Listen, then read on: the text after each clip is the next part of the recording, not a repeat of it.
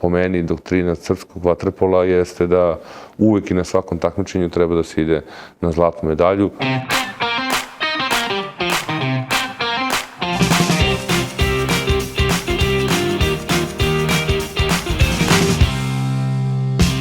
Ovih dana Beograd je epicentar evropskog vaterpola. U Beogradskoj areni naši delfini pokušavaju da dođu do zlata.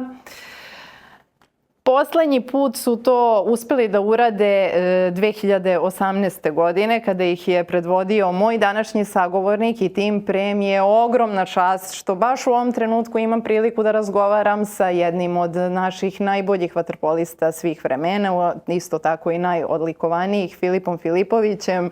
Filipe, hvala vam puno što ste izdvojili vreme za nas baš u ovom trenutku. Hvala na pozivu. Na samom početku ovog razgovora moram da vas pitam je li vam teško što sada sedite ovde sa mnom i vodite ovaj razgovor umesto da ste u bazenu sa reprezentacijom?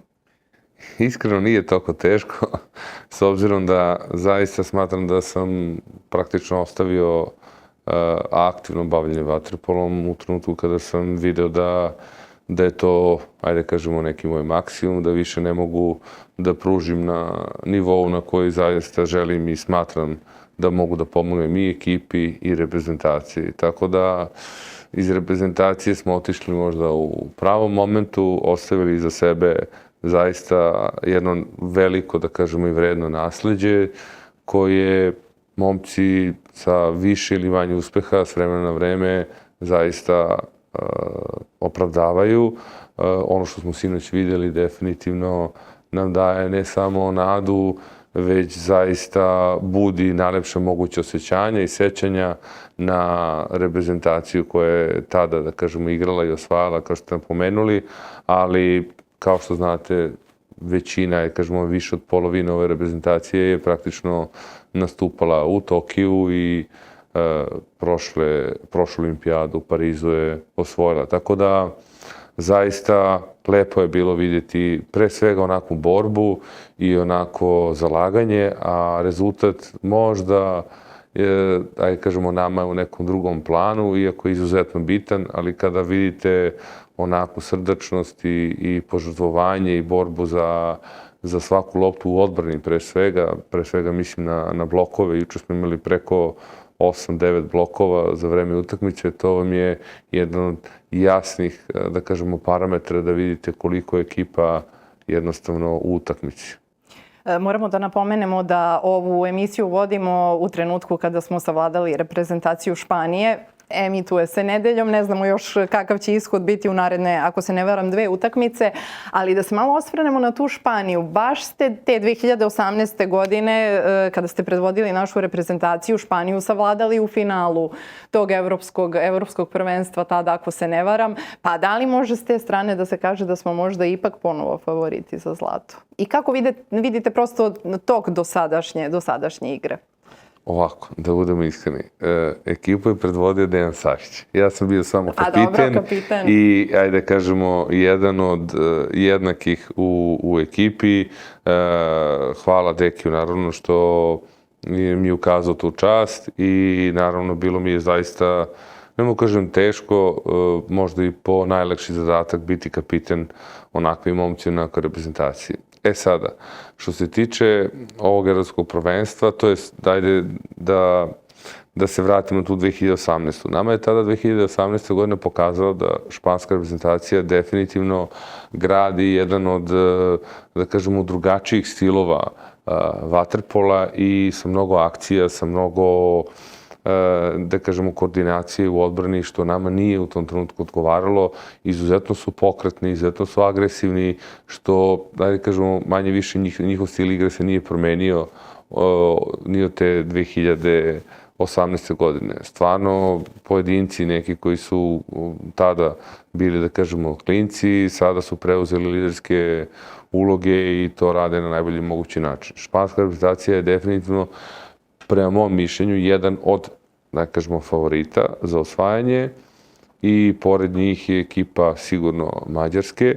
Ja ne bih stavio ekipu Srbije kao favorita za osvajanje zlatne medalje baš zato što smatra da ne treba da imaju taj pritisak. Mi smo imali taj pritisak, nažalost, godinama i svake godine i pogotovo te 2016. ovde pre 10 godina u Beogradu, u trenutku kada nam je možda najmanje bio potreban pritisak jer smo se već plasirali na olimpijadu i jednostavno to evropsko prvenstvo je služilo kao neka uvertira pred olimpijske igre za Rio. Naravno, kad igrate na domaćem terenu, pred domaćom publikom, pred onakvom fantastičnom atmosferom, nameće se naravno da idete na najviše moguće odličje i da se borite za zlato. Ja ono što hoću da naglasim i što sam rekao i pre početka ovog evropskog prvenstva, reprezentacija Srbije samo isključivo može da igra ukoliko ide na svako prvenstvo, na svaki turnir, na osvajanje. Tako da to što mi nismo, da kažemo, najveći favoriti u ovom trenutku može samo da nam bude, da kažemo, neka olakšavajuća okolnost, ali naši motivi i naši ciljevi se ne menjaju, a to je samo isključivo zlatna medalja. Sa takvim pristupom mislim da možemo da uradimo mnogo više ukoliko krenemo da kalkulišemo. Poznati smo i kao sportisti i kao narod da nam kalkulacije ne idu najbolje od ruke. Pomenuli smo taj pritisak. Koliko je, evo iz iskustva vašeg dosadašnjeg, olakšavajuća, a koliko otežavajuća okolnost igrati u onako punoj areni sa onakvim ovacijama, aplauzima? Koliki je to dodatan pritisak? Znate kako, svi ovi momci, možda ova generacija malo manje, ali definitivno su zakačili, ajde kažemo, ovu doktrinu od ranije, to je da vi jednostavno odrastate i razvijate se kroz pritisak. I pritisak je izuzetno bitan za razvitak svakog, ne samo sportiste, nego i čoveka. Da li u sportu, u biznisu, u školi, vaspitanju, edukaciji, ja mislim da je pritisak neophodan. Ono što su ovi momci pokazali jeste da zaista kada je pritisak veliki, da mogu da budu na nivou i da mogu da budu najbolja verzija sebe. Smatram da u ovom trenutku pritisak, da kažemo, favorita, uloge favorita ne treba da imaju, zato što jednostavno možda to i nisu. A pritisak osvajanja medalje, ja smatram da svako od njih treba da ima i zašto da ne i te zlatne medalje.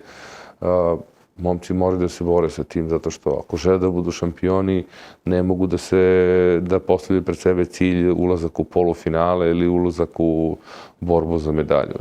Po meni, doktrina srpskog vaterpola jeste da uvek i na svakom takmičenju treba da se ide na zlatnu medalju. Dokle će se stigne, naravno, to je sad već ne zavisi baš sve od nas, iako bismo mi to voleli, ali i drugi igraju sport i drugi igraju vaterpolo. To smo imali priliku da vidimo na samom početku evropskog protiv ekipe Holandije, da se jedna holandska reprezentacija posle dugo godina zaista lepo je vidjeti kako igraju vaterpolo i nisu oni za džabe zaista bili do samog kraja utakmice maltene, ajde kažemo, predvodnici igre te večeri. Juče smo svedočili isključenju Dušana Mandića, na kraju je to ispala suspenzija u narednih, ako se ne varam, 2 utakmice.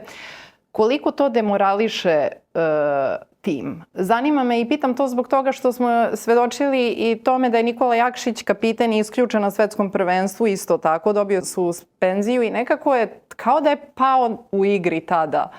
Da li će ovo imati posledice? Da, pa znate kako, na samoj utakmici, evo juče taj moment, baš taj moment kada je Manda dobio crveni karton, prvo moram da kažem da nažalost smo taoci tih pravila koja definitivno nisu na najbolji mogući način usklađena i to je zaista jedan, ajde da kažemo, od posljednjih apela koje treba uputiti pre svega Svetskoj federaciji, jer od njih se, da kažemo, praktično spuštaju pravila i na evropsku, a to je da ono što smo mi juče imali priliku da vidimo je samo, da kažemo, krajnji ishod duela između Granadosa i Mande, a ne šta je prethodilo tome. Tako da, po meni, između ostalog, i ja nisam za, da kažemo, za brutality, za te, da kažemo, udarce preko vode, pogotovo neke koje mogu da vas povrede.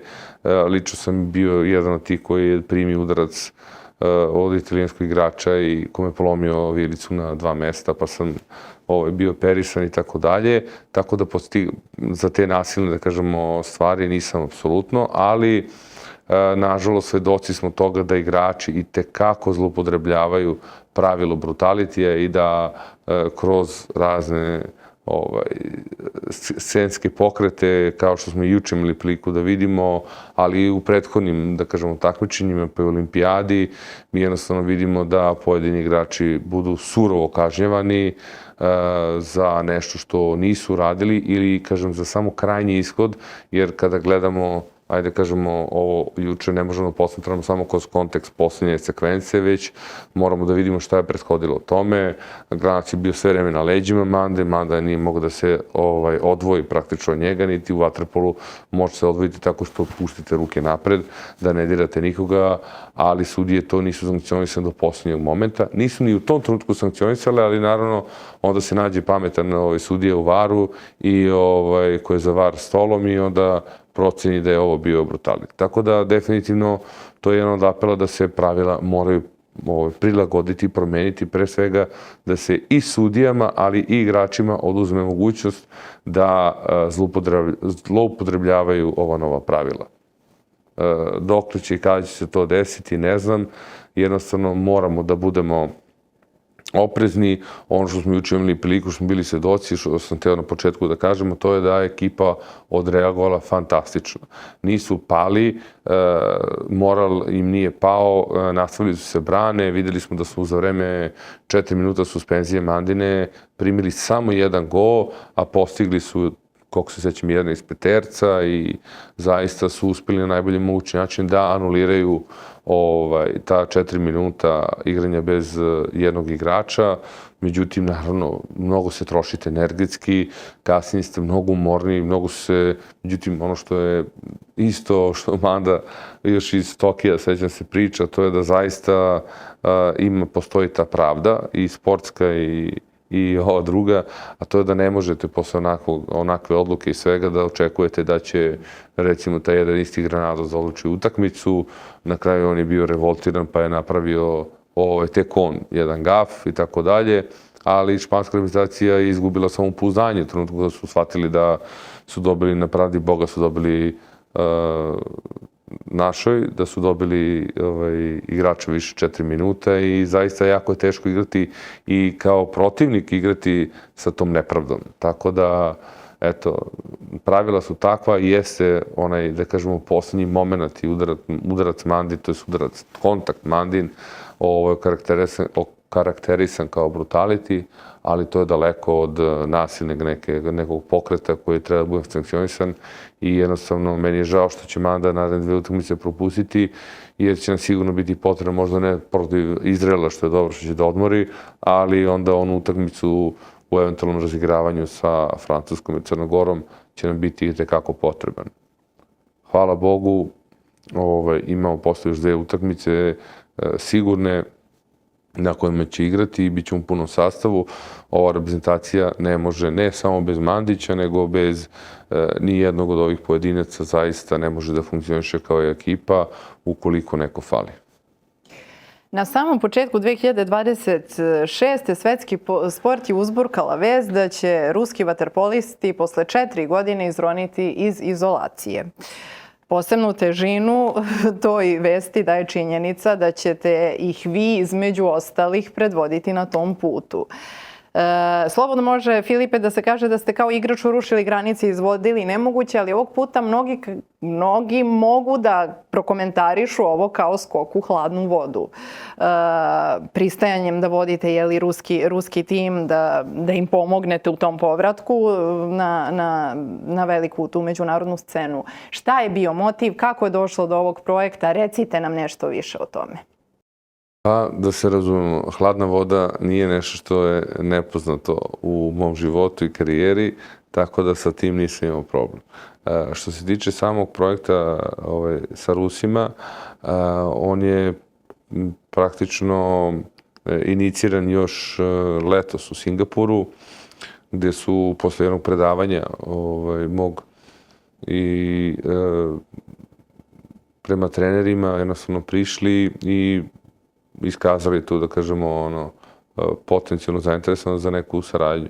I nisam zaista mislio da je to nešto ozbiljno, sve dok se u septembru nisu javili da dođem i obavimo par sastanaka na najvišem mogućem nivou, što smo i uradili. Tada su predstavljeni, da kažemo, neka realna očekivanja, ajde da kažemo, njihova, ali i moja procena kada bi ti neki njihovi ciljevi mogli da se ostvare.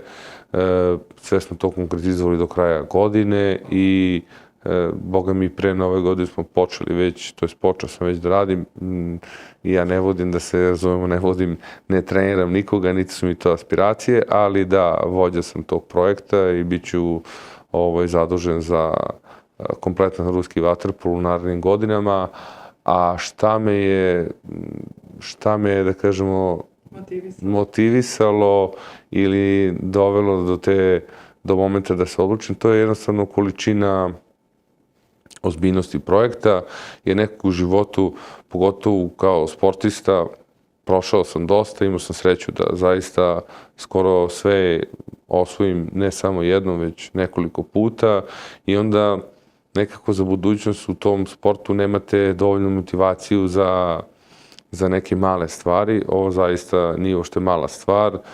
Jednostavno dobiti kompletan vaterpolo, i muški i ženski, od najmlađe kategorije do seniora, da vodite do praktično dogovore neki do Brisbanea, vidjet ćemo kako će to sve ići, ali 7-godišnji projekat je nešto stvarno što vas definitivno, ne samo mene, nego sve ljudi sa kojima sam pričao, i tekako motivisalo, i to je nešto na čemu zaista budim se sa nekom novom energijom i snagom. Jednostavno trebalo se nešto desi, vjerojatno dosta veliko, da bi skrenulo meni pažnju. Eto, ova stvar je definitivno jedna od onih koji će obeležiti naredne godine u mojoj karijeri, samo ne kao igrača, nego kao nekoga koji je prošao ovo što bi ti isti momci i devojke trebali da prođu, i podeliti sa njima iskustva, znati pravac i naravno pre svega krizne momente u kojima ćemo se nalaziti, a njih će sigurno biti, to jest oni su sada trenutno takvi da treba vršimo evaluaciju stanja u ruskom vaterpolu, da vidimo gde se nalaze, koliko je potrebno, kolika je velika baza, i na osnovu nje da damo neku svoju aproksimaciju za budućnost, a zaista ono što sam vidio do sada, a to je da u Rusiji sistem i koncept sporta je daleko ispred, da kažemo, ovih granica ovde trenutno. Iz vaše perspektive, gde je granica između tog sportskog kažnjavanja i kolektivne kazne sportista koji nisu političari, koji nisu donosili političke odluke? Pa znate kako, tu se dosta polemiše već, ne mogu kažem godinama, mislim i decenijama unazad, i ne bi ja sad uopšte izdvajao Rusiju kao jedine žrtve tih, ajde kažemo, političkih sankcija. Problem jeste, i to moramo da budemo otvoreni, što je politika duboko ušla u sportske, ajde kažemo, pore i u sve njihove organizacije. I naravno da u potrebama da se neki ciljevi ostvare, sportisti često budu instrumentalizovani i zloupotrebljeni u te svrhe. I zaista ja razumem nekada da i dozvoljavanje nekoj, to jest dozvola da se neki sportisti takmiče, nosi određenu, ajde kažemo, opasnost da ti sportisti na svakom mogućem, da kažemo, nastupu pošalju neke političke poruke. Bili smo i sami svedoci, ako se sećate, Milorad Čavić, je li tako, slao neke poruke, što nama je naravno imponovalo i sve, ali ja kažem, nažalost, sportisti su često puta zloupotrebljavani, instrumentalizovani u ove svrhe, i onda jednostavno i organizacije koje se bave time i koje žele te stvari da preduprede, jednostavno su kažnjavali kompletnu federaciju ili kompletan sport. Ja zaista smatram da sportisti nisu ni za šta krivi, da oni treba da se bave sportom, političari politikom, i ako te stvari mogu da se, ajde kažemo, razluče, onda ne vidim razlog zašto bi se bilo koji sportisti, ne sam, kažem, ne treba sada upiramo prste na Rusiju, nego na bilo koju drugu državu koja je pod nekim sankcijama, da tim, da kažemo, ljudima ne dozvolimo da se takmiče. Zato što, pre svega, sport je oblast koja spaja ljude i koja inspiriše pre svega mlade, a ne šalje nikakve političke poruke ili ne bi trebalo da šalje nikakve političke poruke, već da inspiriše ono najbolje u nama.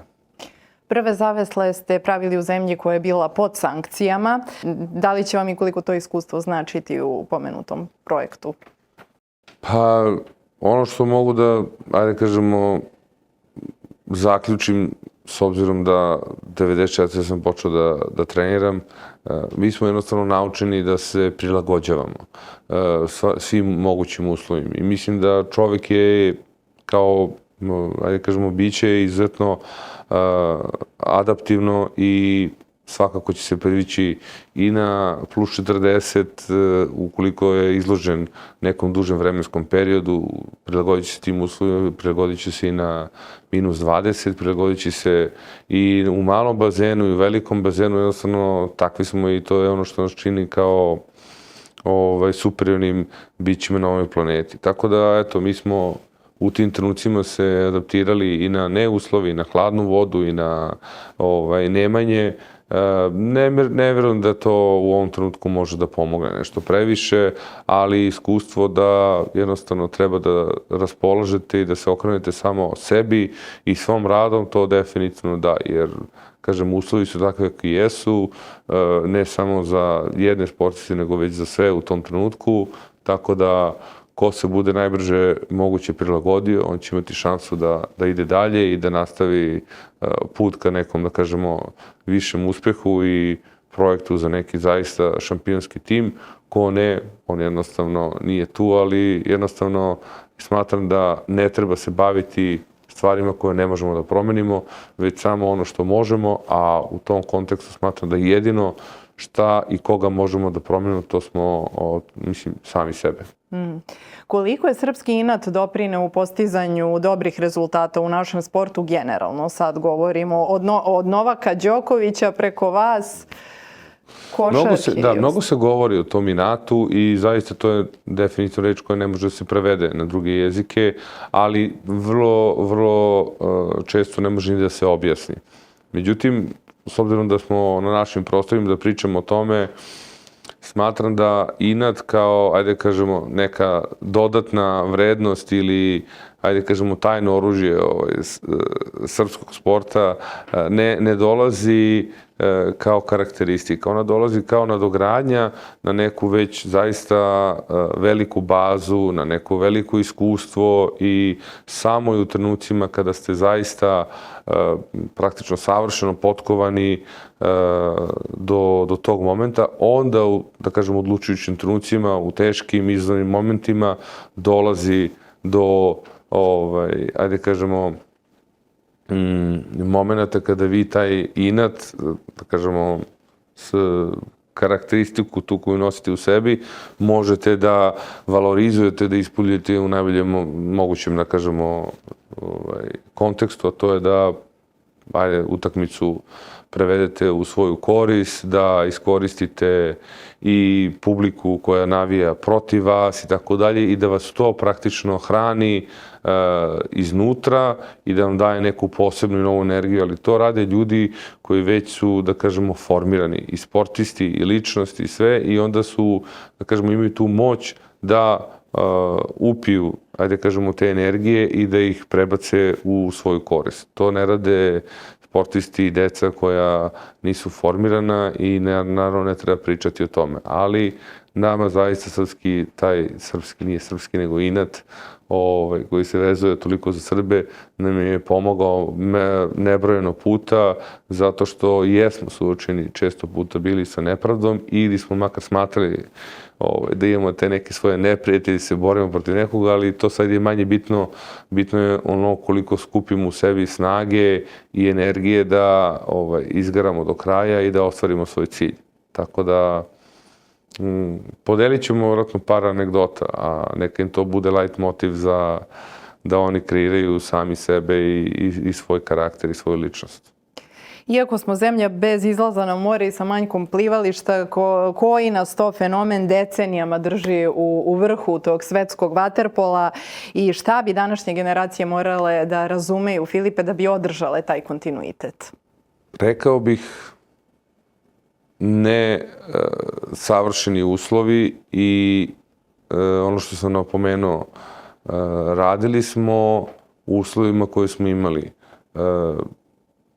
Porasli smo kao generacija, ajde kažemo manje više kroz taj Partizan i učeni smo od prvih, da kažemo, zaveslaja, od prvih utakmica, od prvih izazova smo naučeni da ukoliko želiš da postaneš najbolji, ni jedna prepreka ispred tebe ne može da bude dovoljno velika ukoliko to zaista želiš. I eto, možda tako smo odrastali. Prepreka u tom trenutku je bila i finansijske prirode, bila je i strukturalne prirode i infrastrukturalne prirode. Nismo imali nekoliko puta, nismo imali i uslova gde da treniramo i snalazili smo se i tako dalje, ali ukoliko postoji zaista ta želja i pre svega karakter u vama, taj šampionski mentalitet da želite da budete bolji ili najbolji od svakog pojedinca oko vas, onda ja mislim da nijedna zaista prepreka, nijedan poraz ne može da vam stane na putu do tog nekog krajnjeg ostvarenja. Mislim da je ovo fantastična završnica ovog razgovora bila i nekako onako sumiranje cele priče. Hvala vam puno na izdvojenom vremenu. Mi navijamo za naše delfine. Idemo za delfine dok se ne pojave ekipa Rusije, jer tu će isto biti i naših srpskih stručnjaka i oni su uglavnom i u najvećem delu uključeni, ali mi smo iz Srbije i uvijek ćemo navijeti za našu zemlju. Hvala puno. Hvala vama.